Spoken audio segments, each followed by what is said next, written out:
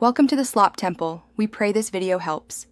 You begin by confirming the battery chemistry and voltage. This matters because charging profiles differ.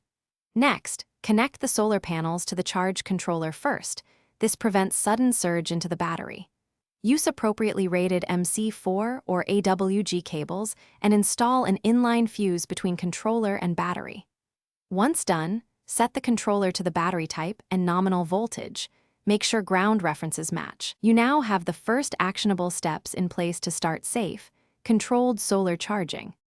You now configure the charge controller to the battery manufacturer settings, set bulk, absorption, and float voltages, and enable temperature compensation if available, because voltage needs change with temperature. Once configured, connect the battery to the controller, observe polarity and tighten terminals to avoid resistance. Then connect panels and watch the initial current. Expect higher current in bulk stage. Make sure the controller displays charging status and that the battery voltage rises steadily. Continue monitoring until you complete charging by allowing the bulk and absorption stages to finish, then confirm float voltage is maintained. This prevents overcharge and prolongs life. Once at float, disconnect or switch to maintenance mode for long-term standby. If equalization is necessary, only perform it per lead-acid guidelines, never equalize lithium batteries.